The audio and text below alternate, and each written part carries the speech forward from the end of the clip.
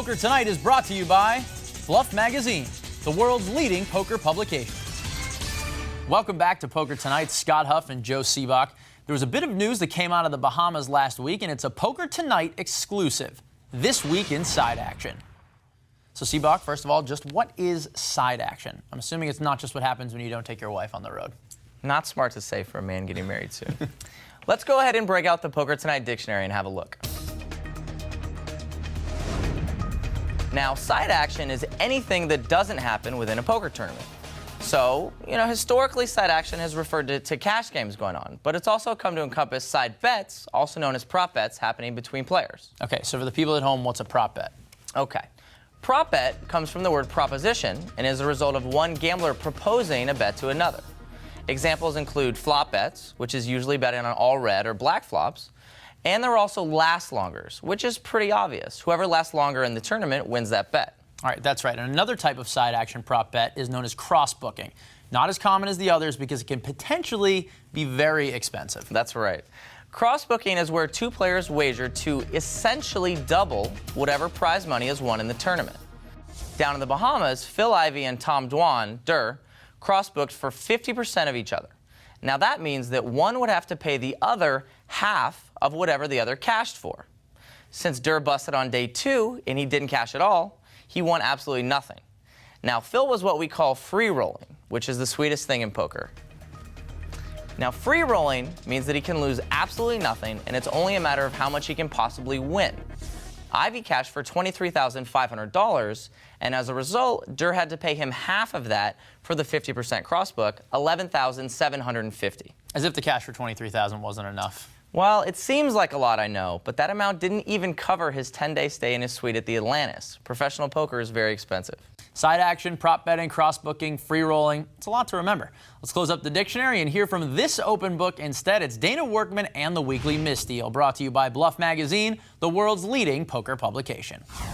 Thanks, guys. Welcome to the Weekly Misdeal, your one-stop shop for all poker's meanest headlines, from soup to the nuts. A New Jersey state senator has introduced legislation aimed at legalizing internet poker. So, in order to prepare for the influx of new revenue, the state has already backordered massive quantities of Ed Hardy shirts and pomade. Can I get a fist pump? The World Series of Poker released its rules for the 2010 series. Formerly banned devices are now reinstated due to the massive popularity of Twitter. Use of a cell phone during a hand will result in a penalty. Meanwhile, use of a pager will continue to result in being hilariously out of date. This year's rules also contain a section regarding players' hygiene. The rule states, if an individual's personal hygiene is disruptive to other players, it shall be determined by the tournament staff. I am assuming they will determine this from far, far away, and God, hopefully for their sake, also upwind. It's time for the Poker Tonight Gift of the Week. This week's gift goes out to the lovable Doyle Brunson, who mentioned in his blog that some poker TV shows are so bad, it's embarrassing. So we got together and got you this. Poker Tonight Season 1 on DVD. You're so excited. All right, you may hate it, but please just mention it on your blog. Thanks. And finally, Joe Cata has signed on to play in a celebrity basketball game. Chris Hansen, host of NBC's To Catch a Predator, will also be in attendance. So, just remember, if the girl at the door tells you to hold on while she goes to get some sweet tea, you better run. I'm Dana Workman, and this has been your Weekly Misdeal, pulling this show out of the muck since 2009. Thanks, Dana. Still more to come on Poker Tonight. Back after this.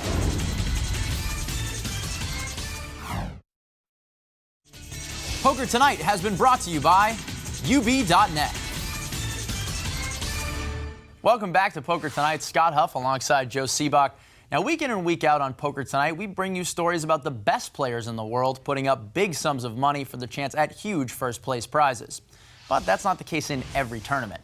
This week, AbsolutePoker.net will be holding the final table of their Absolute Poker College Challenge. That's right.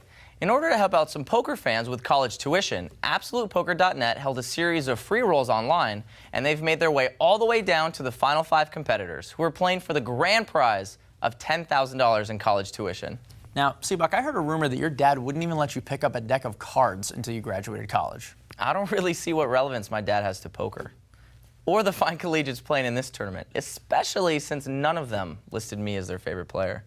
I actually think the coolest part is that this event's going to be streamed live over the net. So these kids are going to get that playing on TV feel, and Poker2Nite will be there as well, and we'll bring you all the highlights next week. Wait. You think streaming live is cooler than winning your college tuition?